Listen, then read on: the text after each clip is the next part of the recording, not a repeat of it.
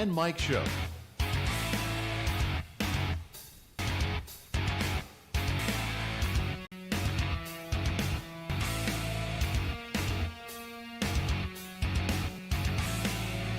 And now, Ken and Mike. And now, Ken and Mike. Me and you. Me and you. Are you the host? You and me? Yeah. Well, me and you. Me and you. Hey, listen, everybody. Welcome back. Yeah, welcome back. Another Tuesday. We really appreciate you guys tuning in. Mike, We got an awesome show tonight. we got an awesome show tonight. We got an awesome guest tonight. We got an awesome guest tonight. We got awesome stuff to talk about tonight. Yes, we've got the Sam Sorbo coming on in just a few minutes. Until then, what's that? Something is killing us. Oh, what's killing us? Do we keep going here? Well, we got someone here on the Yes, screen. she's up. You're So- back. So until then, though, I do want to say that we really appreciate you guys tuning in. We have a lot to get to. But first, make sure you go to the BMGnetwork.com and check out all the great content that we have there. And also, like I said, we in just a few minutes, as soon as our buddy gets our bugs worked out, we're going to be talking to a very special guest. And I'm trying not to stare at you, Mel, but all the spotlight's on you right now. That's why we pay you the big bucks. So listen, we're going to be talking about something later on too about cancel culture. Do you remember that? Yeah. We got canceled, Yeah, right? we got canceled. I feel Well- like I reached elite status once the Ken and Mike show got canceled. So you know, Right? I Yeah, feel special. You are. I feel. You are special. I know. I rode appreciate your I rode speciality. I rode the small bus to school. You did okay. Yeah, okay. Okay, Mel, how we doing, buddy? Internet is not good at all. Really? Okay, because we see Sam. Yeah, she's there. Yep, and she's good. And I think she sees us, and she's got the thumbs up. So we're ready. There's no. Okay. I don't hear it. No. Okay. I don't hear. She sees us, and we're good. And we have audio. No audio. Oh, she does not see us. Oh, she does. Okay. So, I don't know what happened to the audio. yeah, sorry, Mel. What's up? Is our audio up? Do you have our microphones on? All good? Okay.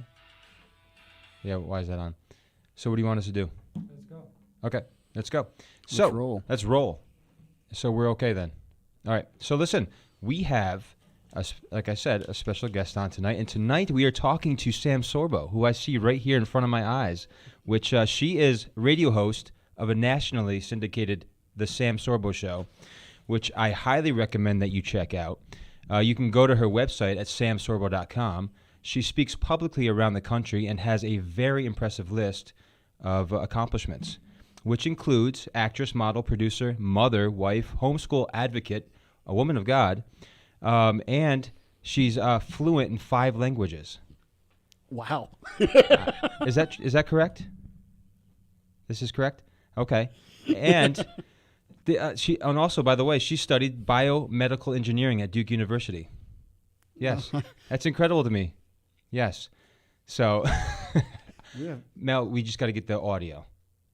For some reason, we're not having her audio. Did you push the thing back onto the USB? Okay. Just double check that real quick. And one of the things that I didn't mention is that she is an amazing author, and she has a brand new book out, and that's what we're talking about tonight. Words for Warriors, which is fight back, and after this, fight back against crazy socialist and the toxic liberal left. There it is, right there for everybody to see. It's amazing. Aye. Which, by the way, I have your book. It's an amazing book. There she There we is. go. I hear you loud and Oh, clear. Hey, thank you so much Okay. for joining us. Thank you for your patience. I can't see you. Oh, you can't see us. Oh. She no, can't I see can't us see you. for some I could reason. hear everything. I heard the stuff that you were saying about me, Oh, darn it. Mel, but I can't see you. she cannot see us, though. So while we're talking, maybe you can kind of try to see if you can work that out a little bit. Yep. You can speak 5 languages, though? I do speak 5 languages. Okay. I speak English and Spanish, but my Spanish is kind of faded.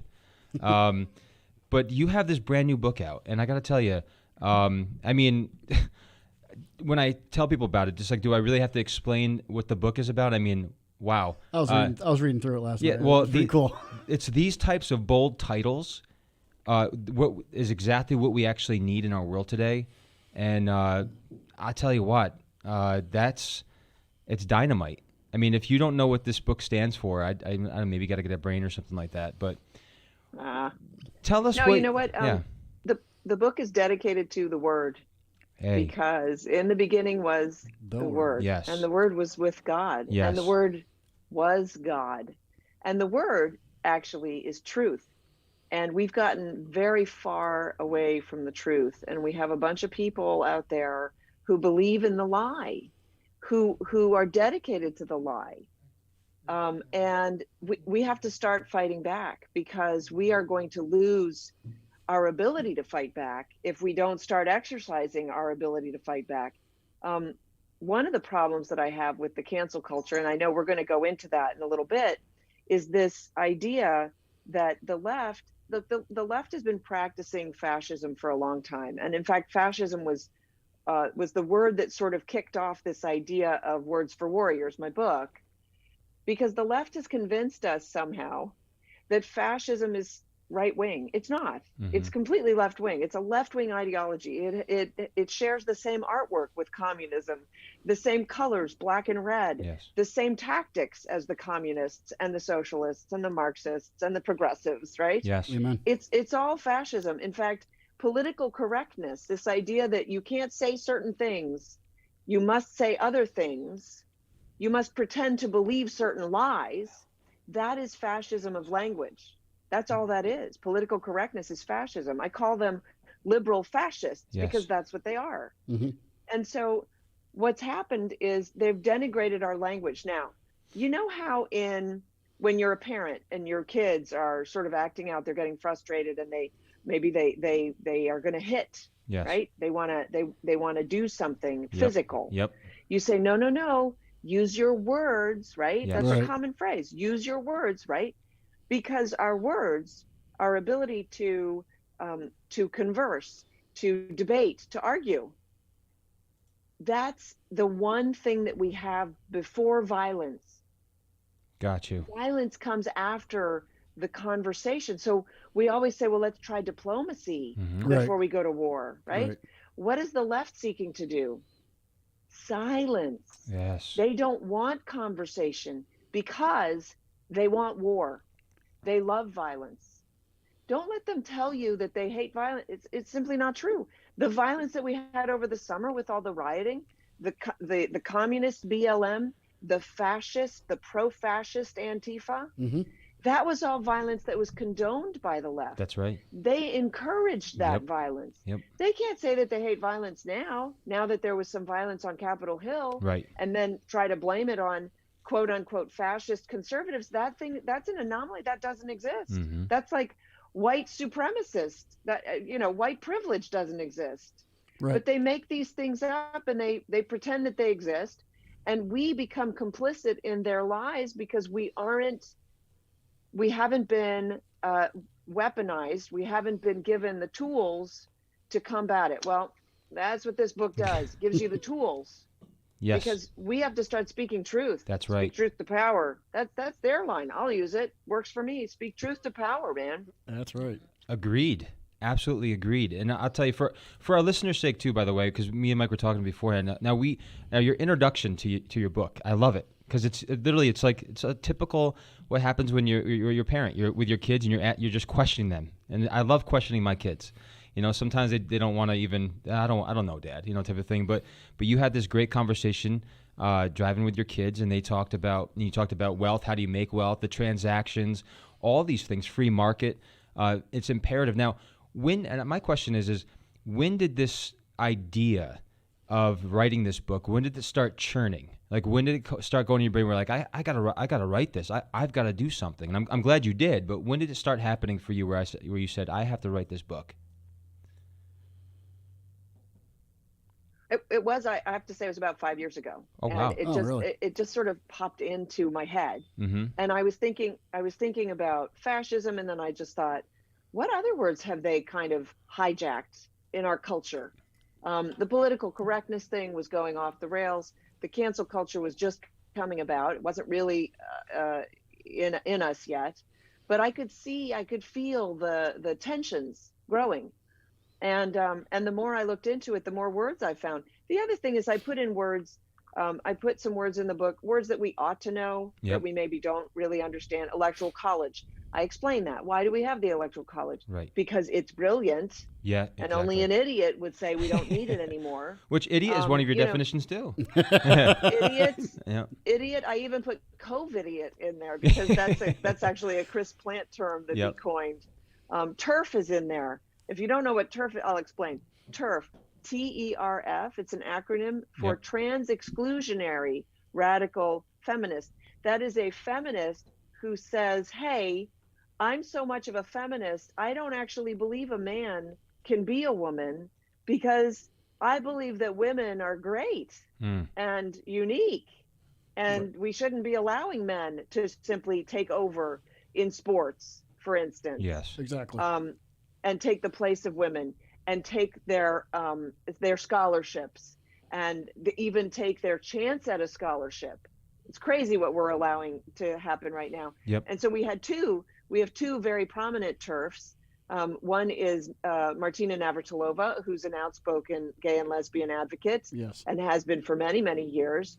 And of course, for her, if there were a male masquerading as a female back in her day, there's no way she would have achieved the status that she achieved. Exactly. But I'm glad she did, right? Mhm. And so she came out and said, "Hey, I don't think we should be just giving away female status so easily. That should Agreed. be something that is precious to us, right? Yes. But it's not precious to them because they hate." Okay, now this is where I go off on a bit of a ledge, but it's the truth. Yep. Go ahead. We'll It's follow you hard over. to say Yeah. these things, but right. So follow with me.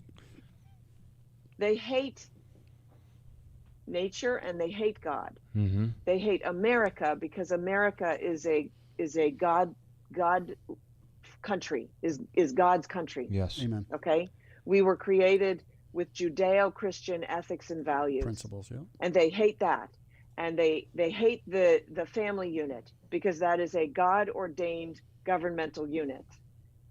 They are so filled with hatred and lies, and I'm not putting. Let me put it this way: not every Democrat you meet hates you and everything that you stand for. However, they might not be awake enough to understand what their party represents. Yeah. And their party does represent that hatred. That's I right. agree Look with at the that leadership of their party. 100%. Yep. 100%. And, somebody said to me, really, you think that the Democrats would go so far as to steal the election? And I said to them, these people believe in dismembering babies inside a woman's womb. Right. Do I think that they would stop shy of trying to steal an election?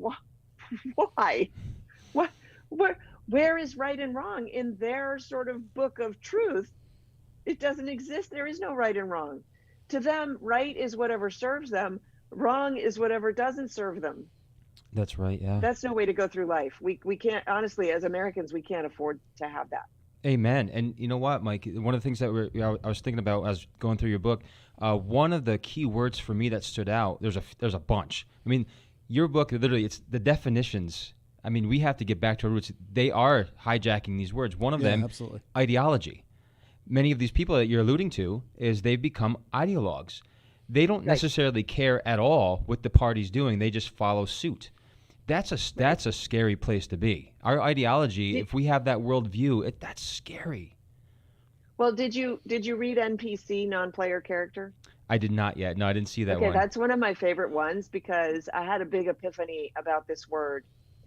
Even after it was in the book, but then I started thinking about it more and more, and I went back and edited. So NPCs are non-player characters. It's a term from the beginning. Did you see the movie Jumanji? Yes, Yes. of course. Yeah, definitely. Yep. Okay. So in the movie Jumanji, the team gets picked up by a guy in a Jeep, and the guy in the Jeep drives them to a hill, and he says something like, to find the stone and break the curse, climb the hill and say the verse, or Right. whatever it Yeah. is, right? That was good. And then That was pretty good. they ask him a couple more questions, and he says, to find the stone and break the curse, climb the hill and say it's the exact same thing. Mm-hmm. He's programmed with 2 lines: jump in the Jeep, and then to find the stone and break the curse. Right? He's only programmed with 2 lines. Mm-hmm. We are dealing with a culture now that is programmed with, albeit more than 2 lines, a very limited number of lines. Mm. So the lines that are in our culture today are: put your mask on. Yes. Right. Yeah. Yeah. Right? Yes. The science is settled. Yeah. Yeah. The Right. science has never been settled. The new Will normal. never be settled. Mm-hmm. Okay? Mm-hmm. Galileo said, hey, I think we have a heliocentric universe and that the Earth actually revolves around the sun. And the science soundly discredited him and banished him. Hmm. Okay? Yeah. That was settled science. Science is never settled. Right. Right. Okay? So we're living in this NPC culture where I think that Nancy Pelosi doesn't even know half the things she's saying. She just utters them, right? We have to pass the bill before we can find out what's in it. Yeah. Yeah, sure. One of my favorite lines. You know, what difference does it make? Yeah. You Clinton, know, yeah. Hillary Clinton, there's yeah. so many of these lines. So NPCs are non-player characters, and they're basically robots. We're living in a culture now of pre-programmed robots, and they'll only tell you the thing. So, like, I go shopping without a mask on, and often, especially at the beginning, in the early days, and I, by the way, initially, I was all on board. 2 weeks to flatten the curve, that made perfect sense. My gosh, the predictions were 2.2 million dead. Yeah. I mean, it's crazy, right? Yeah. We were Right. all scared. We really had no idea what China had done. And so that made perfect sense to me. So I was on board with that. But when it started going off the rails was when Fauci completely did a 180 on the efficacy of a mask, and why we should wear it. Like, and then there were a bunch of other things. And then when they drew out the quarantine for no scientific reason, okay, that's when I started asking questions. But we've been trained in school. Don't ask questions. You have to raise your hand to ask a question. Yep. Right. Don't be wrong, only be right. And by the way, you only know what you've been taught. Wow. You can't possibly know anything else, because the only stuff that you can know is what you've been taught by, like, a teacher standing at a blackboard. Right. And so this is the way we function in our lives, unless we somehow break the chains and break free, like homeschoolers do, right? Yes. So, oh my gosh, where was I going with that? The masks. I completely lost. What? Submitting masks. Yes, the masks. So I go shopping. Thank you. I go shopping and I have somebody come up and say, ma'am, you have to wear a mask. And I say, I live in Florida. I say, oh, no, I don't. He's, but can I give you a mask? And I said, certainly, thank you. And I walk away, but I don't put it on. Yeah. Yep. They don't, and most people don't have. Now, I've also been confronted by the manager of a store, a black guy, which, by the way, I don't know if people know, but during slavery, they muzzled the blacks. Wow. They muzzled Wow. the slaves. Yep. Every time I see a black person with a mask on, I can't help but think, I just get a pit in my stomach. Yeah. It just Understandably kills so. me. Yeah. And he came up and he said, you have to wear a mask in our store. And I said, that's discriminatory. And he said, I'm not following. And I said, if you won't allow me to shop without my wearing a mask, that's discrimination. You're aware of that, right? He said, ma'am, I'm just following orders. NPC, Wow. NPC, Yeah. right? Yeah. Wow. I'm just following orders. This is my store's policy. I said, well, your store has a discrimination policy then. Is your store ready to reap the consequences of discriminating against me and my children? You know, in Germany, they made the Jews wear the gold star. Yep. Right. Yep. So, and he said, well, I'm not talking about Germany. I said, you don't have to. We're there. Yeah. Right. What's so sad about that too is that. So, we need to educate ourselves. Yeah. Oh no, go ahead. Go ahead. Oh, I was gonna say what's sad about that is that's the excuse that they always use whenever you mention something, whether it's Germany or you try to give an example. It's like right away they try to turn it back on you, like, "Whoa, you can't compare like that. That's discrimination." It's like, yeah, I'm trying to tell you that you're discriminating. Okay. You're being just like them. Yeah, Okay, this is awesome. You ready for this? I'm ready. Gina Carano Mm-hmm. tweeted a photo Yes. of Oh, yes, this a is right. middle-aged woman who was stripped down to her skivvies, running from basically an attacking mob of her own neighbors, including a child. And you Yes. see prominently the child in the photo carrying a bat. Mm-hmm. The Jews in Nazi Germany were attacked in the streets. And Carano's tweet said, in Nazi Germany, it wasn't the Nazis who attacked the Jews in the streets. some The neighbors. government created a situation that convinced the generalized public of Germans that the Jews were evil and animals and subhuman, okay? Right. Yep. And that's the truth. And that's why the Nazis really had no trouble going and rounding up the Jews and taking them off to the concentration camps. And so she said the government convinced them that the Jews were subhuman. And I'm misquoting, but it was roughly that, right? Yep. And then she said, how is this any different than convincing people to hate people with different political views? Okay? Yep. That's all she said. Here's what's fascinating. The liberal fascists knew she was talking about them. The Democrats knew she was talking about them, and that's why they canceled her. Oh, absolutely. So she lost her job at Disney. 100%. Right? She lost her, they took her off social media or whatever, right? Because they know they're the Nazis. They know it. We're not telling them anything that they don't know. Right. That's what's amazing to me. Not that they canceled her, but that they so blatantly understand. It's so clear that they understand that they're the Nazis. They just don't want you calling them Nazis. Right. And they can get away with it. Like they don't get Right. any backlash. That's the frustrating thing. That's why I think, again, alluding back to your book, this is why it's such a timely book, because Yeah. we need to know our definitions. We need to know what the Constitution is. And you know what? One of the things I wanted to ask you real quick too. I have 1,000 questions, but one of them is I have people even close to me that quote unquote know the Constitution. They know it very well. But the context around the Constitution is a bit skewed because of what they learned in the universities of how to deliver the Constitution's message.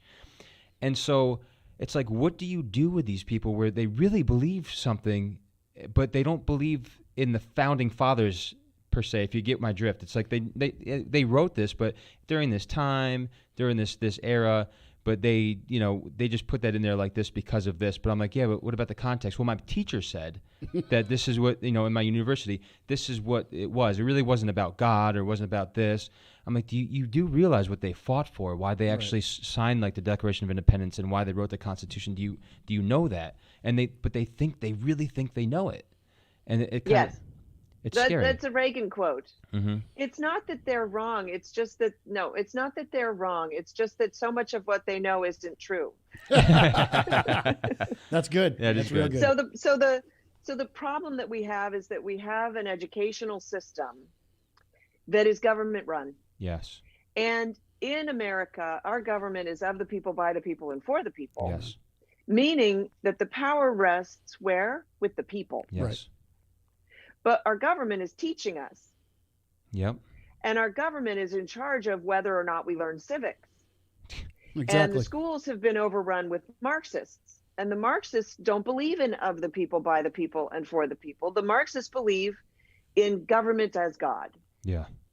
So the government has there's an intrinsic conflict of interest with the government being involved in education, because the government will not teach the people not to put faith in government. It's stopped doing that. That's why we don't teach civics and we don't understand founding documents. And in fact, they're not teaching cursive writing anymore. So pretty soon we won't be able to read founding documents. We'll have to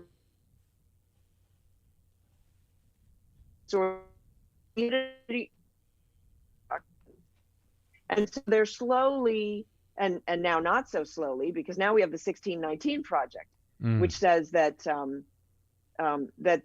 this nation was founded solely on slavery. Never mind that we had Irish immigrant slaves, all Right. kinds of white slaves. We Yes. had black slave owners. Yep. So and of course, it wasn't founded on slavery at all. If you go back to founding documents, and if you read my other book, They're Your Kids, which Mhm. is a book that basically advocates for home education, I go into basically the founding documents a little bit and how the government schools get it so wrong. But I've said this before and I'll say it again. If you read it in my book, I have all the evidence. The original Declaration of Independence was very much anti-slavery. Written by a Virginia slave owner, it was vehemently anti-slavery. By the way, the laws at the time of Virginia, of the Commonwealth of Virginia, prohibited the freeing of slaves. That was the law. So Virginia as a colony was pro-slave, but the founders were not. Okay? Yes. So that's a very important distinction. If you see the original declaration was vehemently anti-slave, but the southern states who were pro-slave were not going to sign it. And we would have been a union of 3 or 4 states instead of 13, fighting against the greatest navy in the world, the superpower of the world by a long shot, Britain, for independence, and it never would have happened. I mean, you could argue that they shouldn't have compromised. It'd be interesting to see where it went from there. Sure. You could argue that the Missouri Compromise never should have happened, because then the Civil War would have happened earlier, and maybe wouldn't have cost 300,000 lives or 600,000 lives. Yep. That's a great point. But that's sort of, now you're going down rabbit holes, because it is what it is. We are where we are. We got where we are. We fought a great Civil War at great cost to both sides, granted, but at great cost to the nation at large. Yep. In order to preserve life and liberty for Black slaves. And at the time, it was predominantly Black slaves, the Irish slaves and the other immigrants, the Chinese slaves that we had, by and large, that had absolved. That's But correct. we have human trafficking today. That's slavery. And over in the Middle East, you've got full-on slave markets still happening today. So where's the uproar about that? That is one of the things I really BLM. appreciated about Trump, is that he was fighting on behalf of those that were being trafficked. That was one thing that nobody really ever talked about, it seemed. But he was actually trying to do something about it, that, at least from what I'm aware of, yeah. Yeah. And now we have in the White House somebody who wants to fund abortion overseas, Oh, disgusting. throughout the world. Disgusting. The more death, the better. It's insanity. But Sam, he has a plan. That's what he said. He has a plan. He hasn't established. We don't know what it is yet, but he has a plan. I don't think he knows what it is I don't yet. think- So when he divines it somehow, Yeah. You know, Right. through what I his think I love about handlers, Sam, what I think I we'll- love about we'll be your able book, to know. it just it encourages us, and also has brought back to light something as Christians that we already know. You know, the Scripture says the power of life and death, or the power of life and death is in the tongue. Tongue. Yep.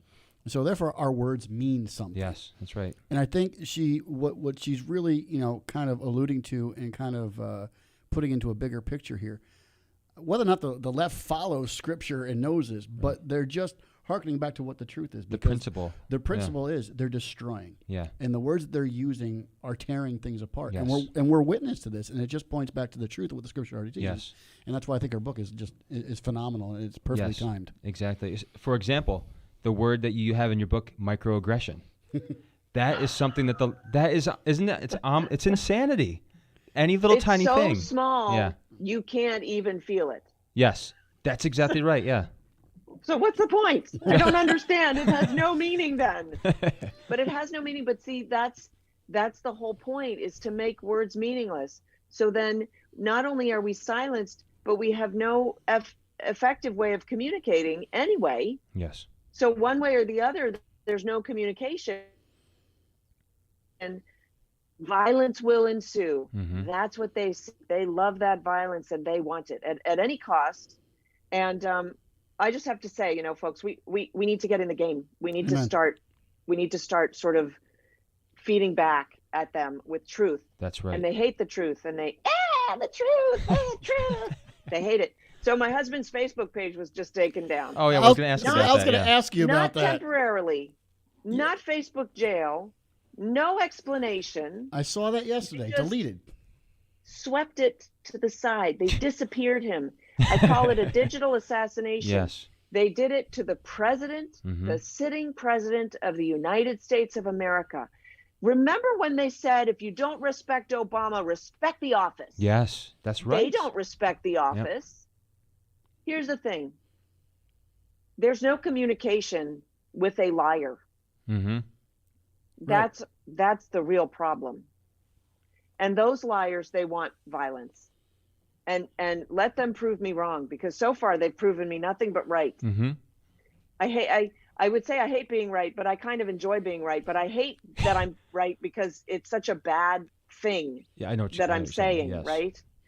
This isn't something you So they want to be right. digitally Yeah. assassinated my husband. They offered no explanation, and then he started another page. He's like, "Well, I better at least start another page." You go try to find it. You can't find it. They've hidden it, and I mean it's very hard to find. I know that there's some people who found it.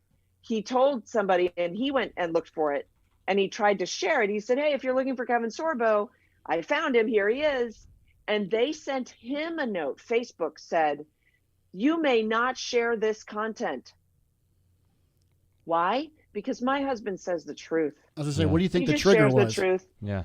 and it's actually kind of funny. That one of his tweets, he tweeted, "Oh my gosh, I almost got COVID, but I stood on the little green dot." Whew. That's fantastic. Oh my gosh. then- Yeah. And then Gruesome said, "Oh, 10 p.m. curfew." Because COVID comes out at night, apparently.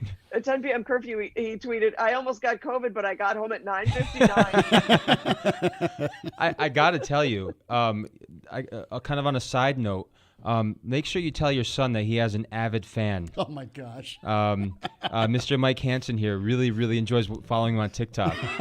He is Oh, my son Braden. He's hilarious. Okay, so your husband Braden- too, yeah. And in fact, we'll put a plug out for Braden also. So Braden Sorbo on TikTok, and he tells very off-color jokes, Yes. not off-color, politically incorrect jokes, and very dark jokes. And some of them I can't stomach. I got to be honest with you. I'm a little bit of a prude, and I disagree with some of them. But he's carving out a place for himself in the annals of history, and I have nothing to do with that now. No, I just love your husband's faces when he Yeah, comes no, out with them. he usually says, "This is not my son. I don't know this. I don't know this guy." Such And a dad you've seen response. mine. You've seen mine. Yes.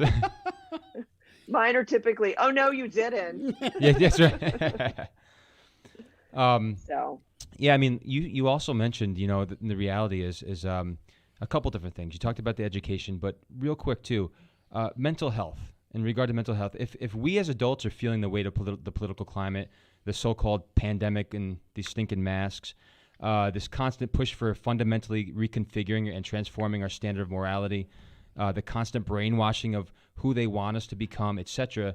I mean, I have 3 kids. Mike has 4 kids. You have your kids. What is this doing to our children, and how do we? And I'd love to get your opinion as a homeschool mom. And so, how do you coach your children through these literally they're radical times? well, my kids have a very sanguine approach, and that's partly because I've always talked politics with my kids, even when they were little. Mm-hmm. In fact, one of the things as a homeschooling parent, and I encourage parents, it is far easier than you ever imagined and more rewarding than you ever dared to dream to educate your children yourself. Mm-hmm. And by that, all I mean is you take charge. Yes. You can hire tutors. You can find various classes for your kids outside the home, but you take charge and you know what's going in instead of pushing your kids off on a complete stranger Mm-hmm. who is beholden to a corrupted system of education, because that's what we have right now. Yes. So I've always had conversations with my kids. One of the things that I used to do is, because I did a radio show 3 hours a day every day, and I was raising and homeschooling 3 kids at the same time. Wow. I needed to find ways of saving money, saving time. And so I would find articles that I wanted to read. I'd print them out and bring them in the car while I was driving my kids somewhere, and have my young child read it to me. Now they stumbled over the bigger words and Sure. stuff, but they would read me the article. So they would glean a little bit from the article. They got better at reading out loud Mm-hmm. and reading in general. And I would get to hear at least the article that I wanted to cover. I encourage parents to have those conversations with their kids. Now, if it gets sort of dicey, then you dumb it down for them a little bit. Mhm. But I encourage parents, don't talk down to your children. They're a lot smarter than you think. They're a lot more with it than you think. And if you talk down to them, they will lose respect for you, and they won't come to you when they are dealing with something that's, maybe heavy. Maybe there's something happening with one of their friends, and they, you want to encourage that. So you always want to keep that dialogue open and talk about the important things that are important to you, even if they're not important to your kid, because the reverse is true. If your kid, I have an engineer kid, and he likes to explain things to me, and he explains way too much. It's too much. But do I stop him and say, I don't really care about that? No, never, never, not a chance. Mm-hmm. I want to encourage that dialogue. Right. So I have to put my patience hat on Yep. and just sit and take it and nod and, try to follow along as best I can. And that way, when I come to him and I want him to understand something, he'll be more receptive to that. So I really encourage the exchange, because it is oppressive. Mm-hmm. And I talk to my kids about that. I say, we're going to go in the store now. You need to tell me if you don't want to put your mask on, which my kids don't like the mask, because we've done the research. We've looked at the CDC studies that show unequivocally that cloth masks have a 0.02% efficacy rate at stopping the spread of viruses. Okay, 0.2% efficacy. That's a terrible, terrible batting average. That's right. That's not even like you barely even stood at the plate to swing the bat with that average, right? And I say to them, okay, you tell me, are we going to stay and put the mask on because you really want what you want, or will we go? And we just walk through it. And I encourage others, have that little conversation with yourself before you go in the store, so the parameters. How far are you going to push it? I've been in stores where they required the mask, and that day I just didn't want to have the fight. Yes. But I never put the mask on before. I always go into the store first. And I would say 75% of the time, if not more, nobody asks me to put the mask on, because they assume that somehow I got a pass from somebody. Right. So I didn't have to wear it. Right. They just assume. Nobody, look, you don't want the altercation, right? Right. You don't want them to tell you to put the mask on. They don't want to tell you. Good point. Good point. So like I was in the store the other day, did the whole shop. It was Home Goods. Did my whole shopping. My daughter came with her friend a little bit into our sojourn in the store, and her friend was wearing the mask. My daughter was wearing the mask. She pulled it down on her chin, and within like 2 minutes, she had removed her mask, and her friend had like pulled her mask down. They need a little courage. People need a little That's right. courage. Take a friend. Yeah. Take a friend who has maybe a little courage, and say, let's do this together. We both won't wear the mask. Let's see what happens. Let's see what happens. Yeah. See, what's the worst that can happen? That's the question. Because the reality is, what, you kick me out of your store, I just won't shop here. Then I'll go somewhere else. Because I think that's the thing. Like, people are just they're being submissive, and it just has slowly trickled down, and now everybody's just following suit. And this is what honestly, this is what happens in communist countries. And it slowly trickles into that. I will say this, and then I'm going to have to go. Okay. For years, it was sort of a thing. Like, I couldn't quite fathom how the Nazis, with 33% of the vote, okay, they didn't even have like a majority. I think it was 33% that got them into power. And then, of course, they took power, right? But how they got the Germans to just sort of go along with the insanity of what they accomplished, what they did. I understand it now, because I'm seeing it all around me. Wow. I'm seeing people who are NPCs insist that I wear my mask to protect them. I say to them, you stand back. You're too close to me. Yeah. Step away. Yep. Mm-hmm. That's You know, right. I mean, It's a I've guilt trip. seen people not wearing masks and it's happened to me. A woman, I walked in the store, she said, "Oh, ma'am, you have to wear a mask." Oh, shoot, I'm not wearing mine. You've lost all credibility with me. I'm sorry, you don't believe in the mask just like I don't. Right. Why are you telling me to wear the mask? Yes. It's an act of submission. It's also an act of, it's actually, there's a correlation with the mask and devil worship. So, I Interesting. can't remember. I have a friend who did a video that's on YouTube, or was on YouTube anyway, that correlated the two with scripture. It was a really incredible video, and I was like, oh boy, yeah, that feels right to me. Well, there's because also a it correlation just doesn't between feel right to wear the mask. between masks and dehumanizing people. Yes. That's Yeah, great. exactly. Yeah. Exactly. Very, very good point. Okay, so that's Yes. my book. Yes. Check that out. Thank Go you. get it. Yeah. By the way, it's getting Yeah. rave reviews. People are loving it. #1 on Amazon right now. That's right. So check it out. And if you don't want to shop Amazon, you can always go to samsorbo.com, where you can sign up for my emails. You can go to sorbofamilyfilmstudios.com. Also there, it's automated. If you sign up for the emails, that's easier for me. sorbofamilyfilmstudios.com has all of Kevin's and my film stuff. So go check it out. It's a lot of fun. Absolutely. And of course the book's at Barnes and Noble as well. It's on ebook. It's on Audible, which is strictly Amazon, but that's the way the cookie crumbles Yes, that's right. there. So yeah. Hey, at least they're selling your book. Oh yeah, it's selling really well. I'm very excited. Well, listen, I'm excited because I'm a communicator. That's okay? right. And I use words, frankly. They're in the book. So it's exciting for me that people are reading my book. And I'll end with this story. I went to dinner the other night and I sat down and the guy said to me, "So I read your book. You're that crazy woman who's saying that fascism is left wing and not right wing, right?" And I looked at him and I thought, oh boy, this will be an interesting dinner. Like, what did I just get myself into? Own it. But what could I say? It's the truth. Yes, absolutely. And he said, "Put it here. That's awesome." So I'm just saying, I'm saying what people are afraid to say or what hasn't been said. Yep. I mean, I know there are other people, Jonah Goldberg and Dinesh D'Souza are on my page, or rather I'm on their page, I suppose.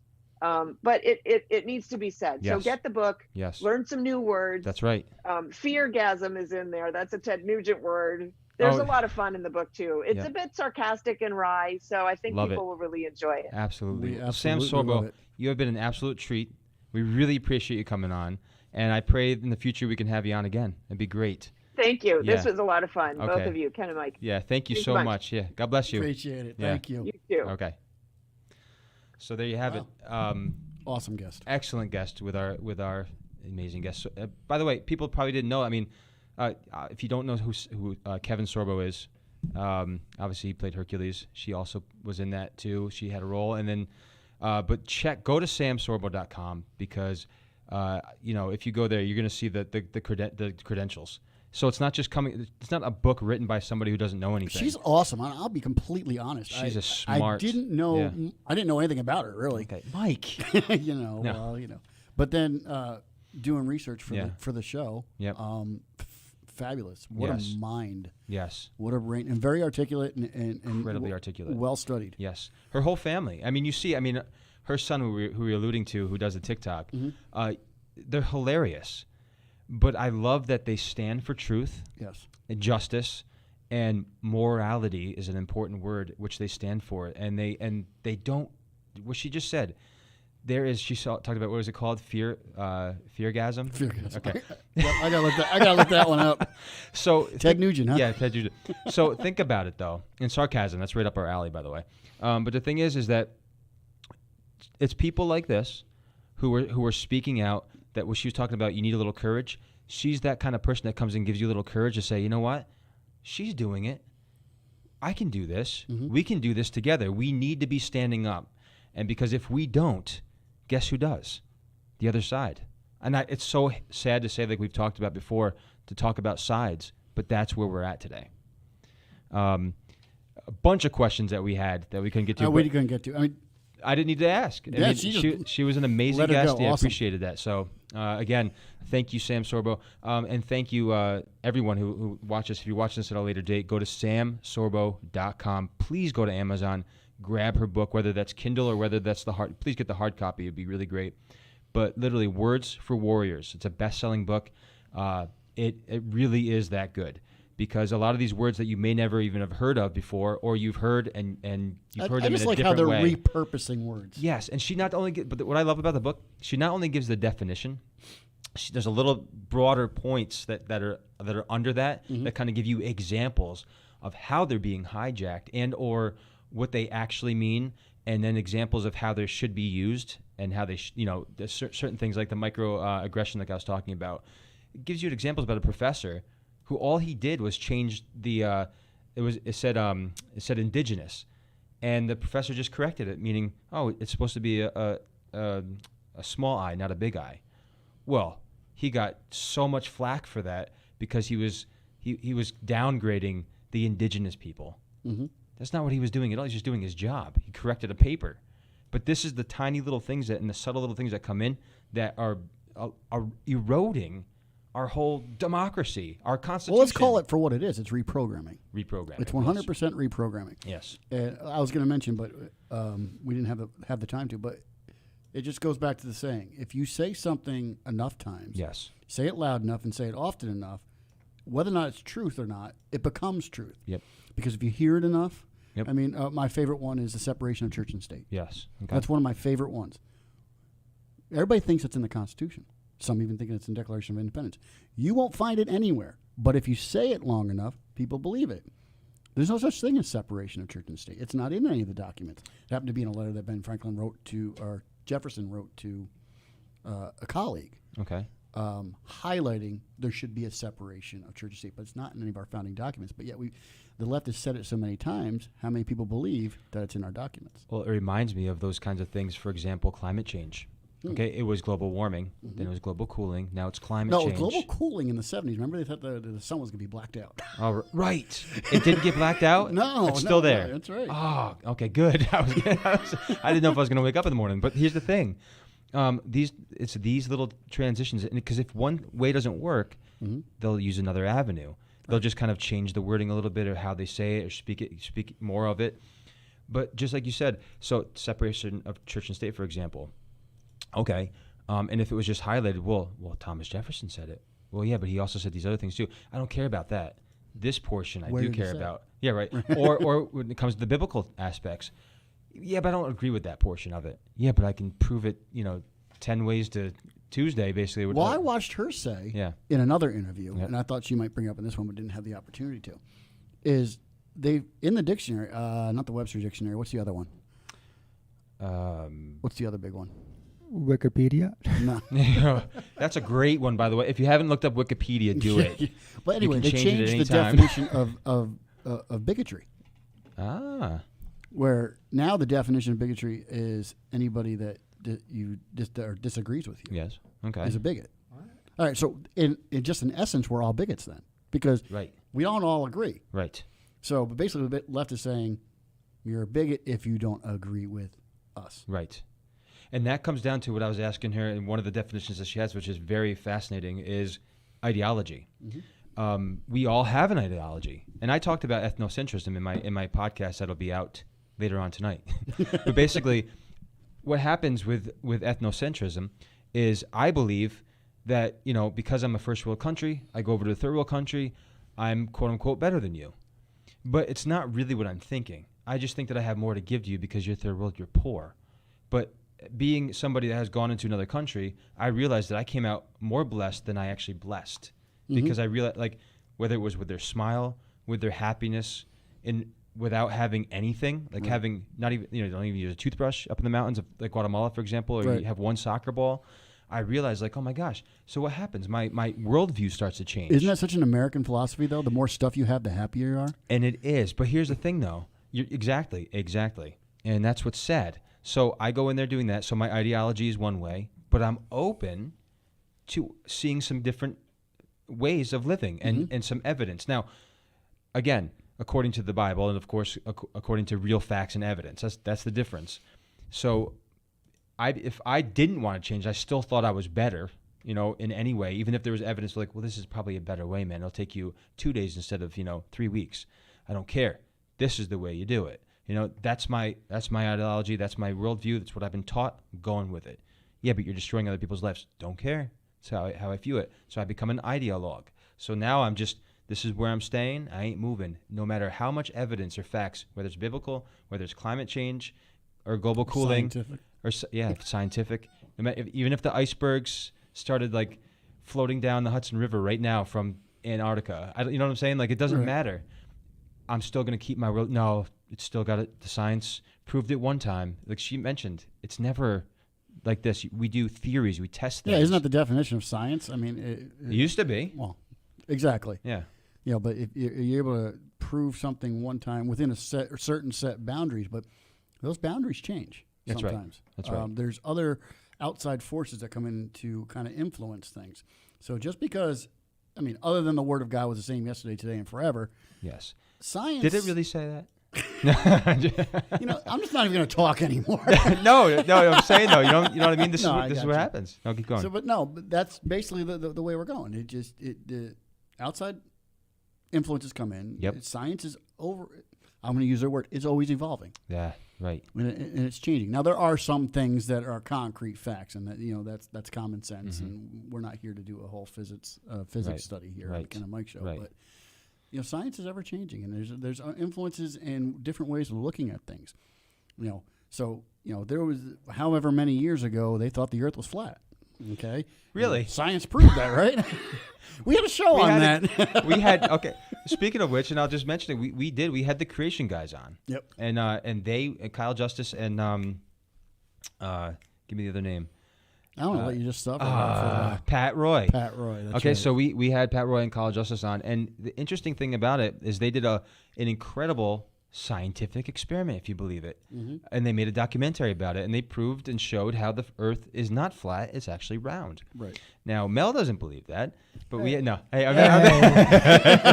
That's not what I said. That is not what I said. I know you did, man. I'm messing with you. So Let's play the tape. Let's back. play the tape back. Hey, by the way, now that we have Mel's attention, I do want to say, and I mean this from the bottom of my heart, it's thanks to Mel that we were going to have a phone interview tonight, and thankfully Mel got that squared away like within 5 minutes before the show began. Oh, we're going Yeah. video? Yeah.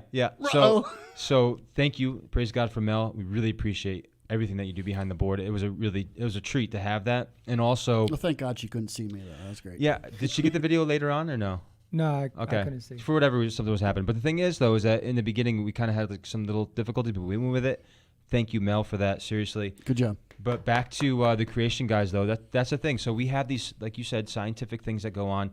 But when you're still faced with it, I mean, I remember we got a lot of hate messages for a while on that one. Yeah, that was our most watched podcast that we had At that time, yeah. At that time was about the flat Earth. And Yeah. I could not believe that people are still subscribing and buying into that. I never really even heard of it until I saw them up for grabs for an interview, and I was like, oh my gosh, this would be awesome. So I reached out. We got them on a couple years ago, and I remember when you told me, I broke out laughing. Yeah, I was I'm like, like, really? I'm like, is this a We're real gonna talk thing? about this? Yeah, and they were a treat to have on as well. But yeah, man, I'll tell you, there's just it's a sad way of life right now, especially again as I mentioned to her, and I love the way that she does that with her children. Lets them read these things, constantly talks about I politics. should try that. Yeah, That's awesome. yeah, exactly. You're right. Yep. That's awesome. Yep. I just number one, fabulous interview. Yeah. We were blessed to have her. I feel very privileged to right. to have her on the show. But I got to start reading it last night, and thank you for sending me the link. You're for welcome. that. Yeah, it worked. Yes. Okay, good. I started reading it last night, and it really is. It just solidifies, like I had said earlier, of just how true the Word of God is. That's right. Because we're able to see on the face value of the importance of words and importance of choosing words and using them correctly, and then also the importance of knowing what the power of what words can do. I love that you brought that up in the interview, by the way. Yeah. Yeah. It's truth. Yep. It's in the Word of God. It's true. I mean, we can build up or we can tear down just in the words we're using. Yep. And the left is doing everything they can do to reprogram, to repurpose words, ultimately to tear down a foundation and a standard that we have built in this nation for so long. Yeah. And it's really sad to see that happen, because it's not just a a simple thing they're doing. They're destroying a whole culture. They're destroying a whole people, and to what end? Right. To what means? What is the purpose? It can't be money. No. It can't be. So what is the end result? What is its power? Is it being able to control you and me? What is the? I don't have an answer to this question. It's a great question because you were not in their mindset, Right. and it is a mindset. And I think there's I mean, obviously, we know this already. There's just an absolute spiritual element to this, obviously. Absolutely. And we know that the devil's roaming around seeking who like a We can roaring lion. Yeah, devour, yes. exactly. So thinking about that too, does the devil know that words have power? Absolutely. So I'm telling you, that's how he's playing this in some We know regard. we know the spiritual element. Right. I'm talking about just in the physical, in the natural. What is the end game? Right. But what I'm saying, I'm alluding to what your point is about speaking words, because there's truth and there's lies. And if you can deceive people, like you were mentioning earlier, long enough, they'll believe the lie like they are now. Right. And it becomes their truth. But it's not actually truth. But you can't tell them that because they're already stuck on, no, this is what my side says. I dare you to So- have a conversation with someone on the left and asking them if truth is subjective or objective. Yeah, it's a great question. You know, Exactly. It's because they'll tell you, and I've had these discussions, that truth is different for everybody. Yes. Well, how can that be true? How can truth be different for everybody? There is only one standard. Yep. There's right or wrong. I mean, I mentioned this a couple weeks ago. C.S. Lewis said, "How can you tell what a crooked line is without first seeing a straight line?" So you have to have a measured principle to know what truth is. I don't get the end game. Yeah. I really don't. I mean, we can keep moving and pushing the line. Eventually, you can push that line so far, it's going to come right back around again. Right. I don't know. I don't know what the end game is, and it frustrates me to what ends. What ends and to what purpose it is to. I mean, you can throw truth at them. Right. Like we said, the ends justify the means, right? Okay. We see the means, we see what they're doing, but what is like you're asking? That is the good question. What is the end game here? Is it really power? Is there a bigger play at hand? Is there different parties? Is there people, quote unquote, I want to say it like this, but in bed with somebody else in China or somewhere else, and they're world domination? I don't want to pull a Christian card where they're trying to say that their end game is just destroying Christianity and destroying God and destroying principle. I don't even know if that is on the top of their list of things to do. We're going to destroy everything that has anything to do with God. Yeah. That is what they're doing. Yes, right. I don't think that is their main purpose because they don't believe there's a God. Right. So and she said it pretty correctly, I think, too. Remember, she said that they're haters of truth, and they're haters of God, whether they know that or not. I mean, not all of them are, and she said that. She was clear about that. Not all of them, but many of them are. There's like, no, their God can't stand that way. No way. But my God, me going to church on Sunday or just saying that I can put something into a cart every Sunday and put my dime or nickel in or whatever, that's fine. You know what I mean? There's something out there maybe, but not that way though. I just don't know what the end game is. And that's a great question. It confuses me. I mean, there's a good movie about we that. give them every single if the Avengers Endgame. If we do it Sure. anyway, we all just bend over and just take whatever they want to give us. What is It wasn't me. I just what is by doing that. Sorry. You get my mind going somewhere else, I tell you. So Don't distract Mike. don't distract. I'm done. I'm done. No, keep going with what you're saying. No, if we do, we just kind of just submit to everything that they want. Mm-hmm.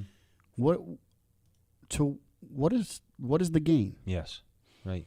We'll take away every facet of every pillar that was ever been established in this country and in a culture.